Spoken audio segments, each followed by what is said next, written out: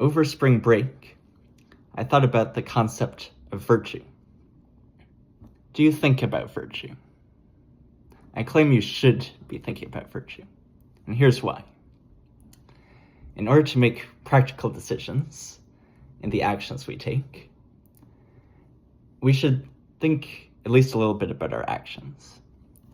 Actions have properties, and we call properties that we expect will benefit ourselves or others virtues. For example, an action varies in how risky it is. And when we take an appropriate risk for an appropriate benefit to ourselves or others, the action is virtuous. We call this appropriate amount of risk courage. However, we can take this to the extreme and do something very risky for a small benefit, which is not virtuous, hence not courageous. It may be tempting to overdo or underdo something because it provides a short-term reward. For example, taking too big a risk may get you the short-term reward of attention. Thus, it is important to know what properties we want our actions to have and reinforce that understanding by examining the extremes of these properties, which we want to avoid.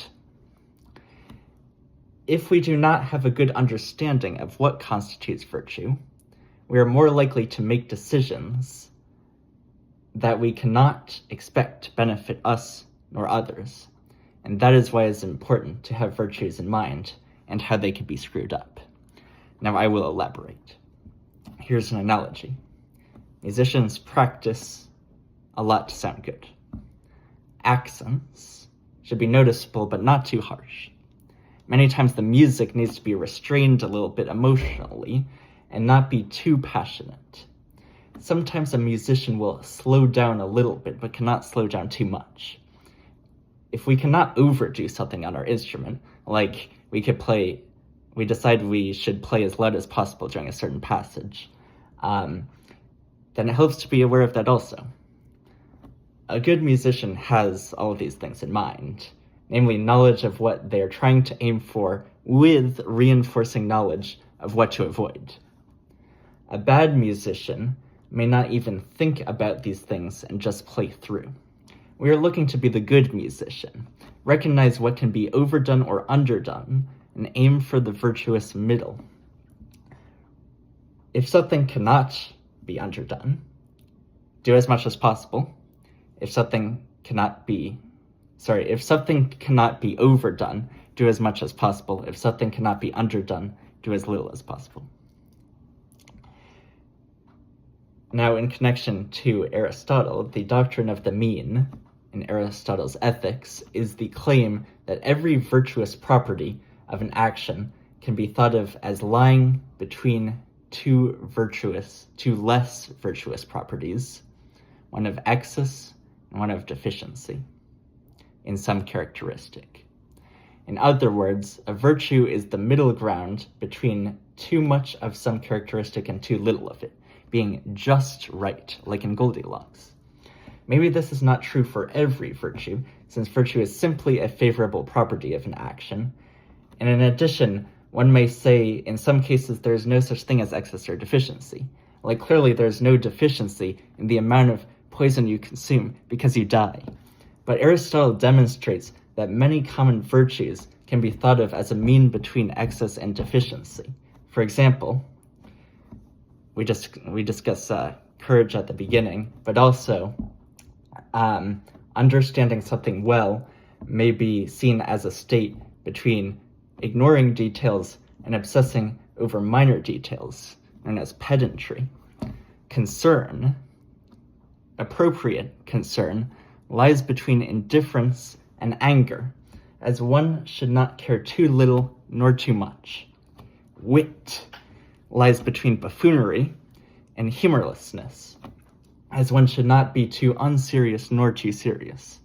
We cannot perfectly aim at the mean each time, but the goal is to get as close as possible. In general, we have an idea of what a virtuous action does not look like, and avoiding those actions additionally contributes to us performing virtuous acts. Striking the right balance may take both experience and conscious thought. I define prudence to be the conscious use of reason for the purpose of making a virtuous decision. It is thinking before acting. Prudence is itself a virtue, and applying Aristotle's model, it may lie between a vice of excess and a vice of deficiency. Indeed, we could think too much about matters that do not deserve such thought, and we could think too little about matters that deserve attention. I think one step toward a virtuous application of prudence is just being aware of what could be done in excess or deficiency in a certain situation, namely having a better idea of what a certain virtue looks like and what it doesn't look like. Some virtues are more debatable than others. I would guess that you care about the temperance of eating, being neither gluttonous nor abstaining from pleasure.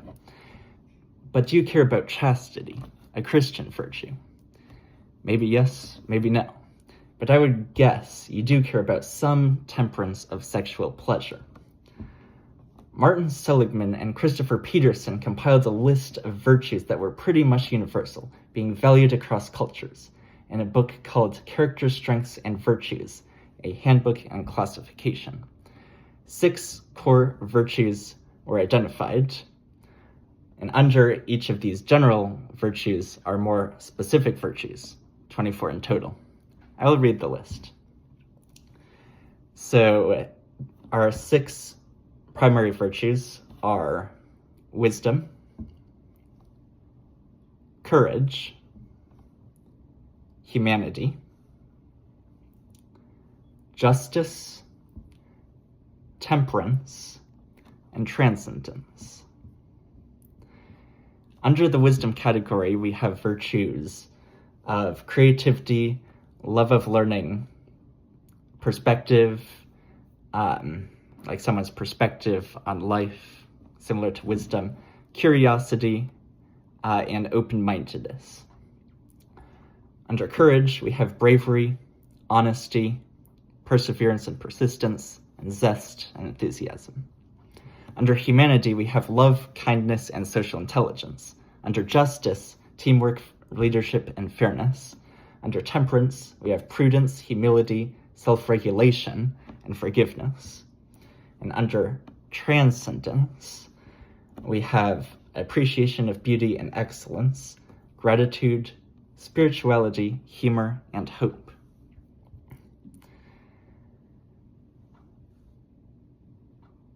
I would recommend thinking about these virtues. What do each of these virtues look like? And what don't they look like? For each of them, you can identify the extremes to avoid. For example, one could speak too much of their mind, being like too honest, be hopeful about an action that should be abandoned, an extreme for hope, or render themselves vulnerable through forgiveness. Deciding in each situation what the virtuous action to take is an art, just as being a musician is an art. And I'm sure you could draw parallels to other fine arts or sports or whatever. It is an art, and we become more experienced the more we encounter similar situations. So with that, I wish you the best of luck on the difficult task of living a virtuous life.